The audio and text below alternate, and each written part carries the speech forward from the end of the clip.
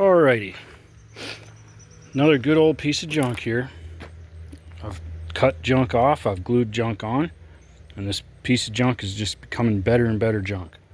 So I've opened the back up. It was already cut open like that, and I was constantly backing into stuff and pushing this corner in until it was slamming the rotor. So constantly I'd have to stop and yank the thing out. It was all mangled when I got it, so I put some cuts and basically relief cuts to pull it out and straighten it.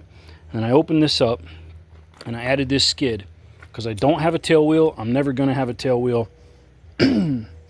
I just smash into stuff with this thing. If it folds up, I don't really care. I got my money's worth out of it already. $150 bush hog with a new drive shaft. Gearbox leaks out of both seals. The rotor is welded to the gearbox shaft. So it's one of those, like, just add oil, run it, let it drip out, add oil, run it, let it drip out. I've created this pusher out of scrap stuff that was, this was a bracket that was on my dozer root rake that got all mangled. Not surprisingly, but it's super thin wall, but it was what I had the day that I needed that brace.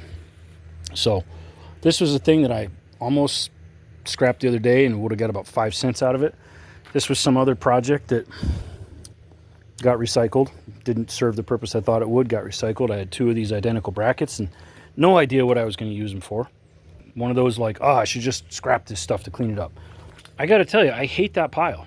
I hate that pile right there, but continually I reach in that pile, pull out the piece of crap I need. It's a love-hate relationship.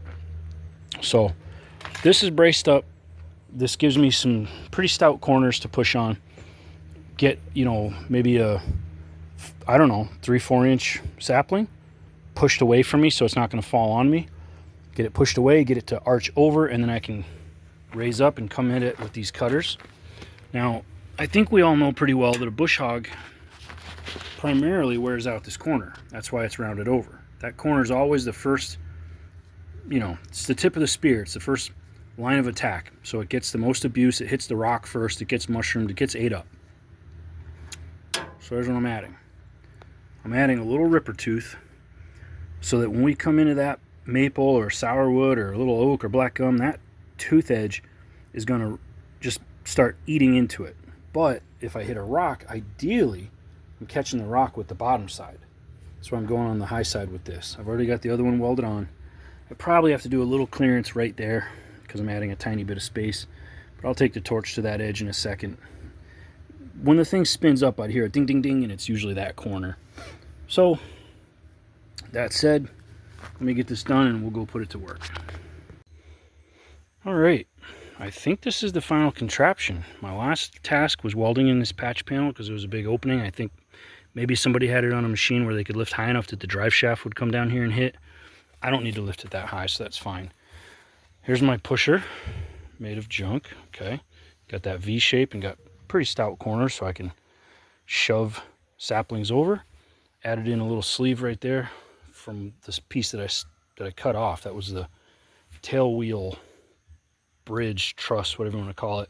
I had lobbed that off just to make it shorter and realized, hey, I can put that little insert in there. And there's a trailer hitch. I'll have to use a drop hitch, but that'll work. Open this thing up. I added those sharp points to those wings, and there was clearance in there. Nothing hit. There's a dog wanting to be a star. And my final thing was these little drag pads that have a little curve to them like a ski, but they've got sharp points there. The idea is that I should be able to use those corners to, say a log is down that's in the way, back into it, hit it, push it, pick it, and not bend this corner in.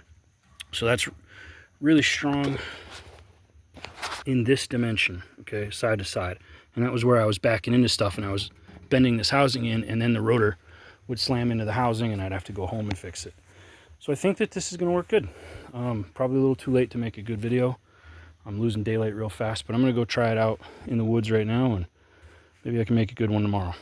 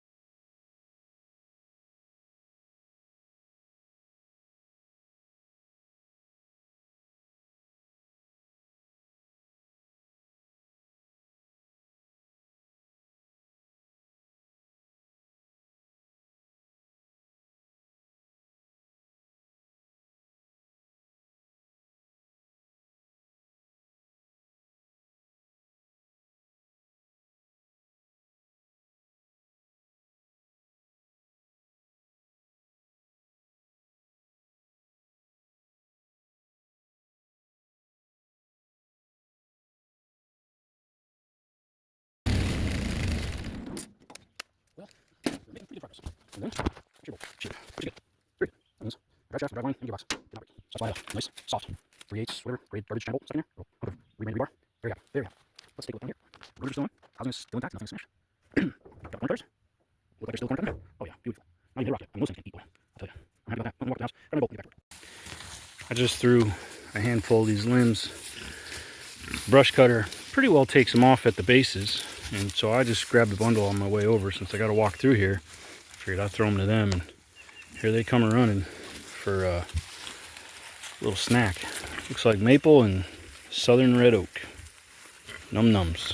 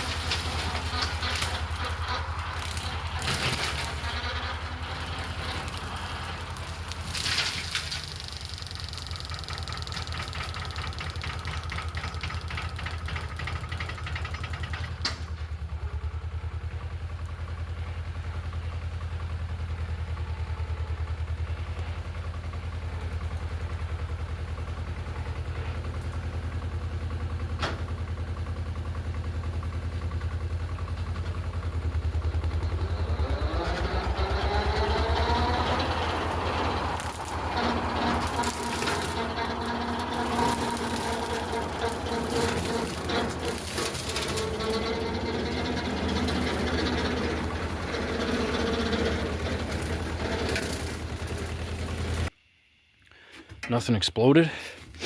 Tractor's doing what I wanted for it to do. Yeah, it's getting worn out, but I'm not. That's the good news. It's cheaper for me to replace that than to pay the copay on a vertebrae or knee or shoulder or wrist or elbow work. And I'm getting in those age categories that starts being a reality. Use up the equipment. Save your body. Use up the equipment. I ain't taking that to heaven with me. I mean, I ain't taking this body either, but I don't want to be in pain until I go. So, seems to just make sense to me. All right, guys. Thanks for watching. Have a good one. God bless you. Praise the Lord.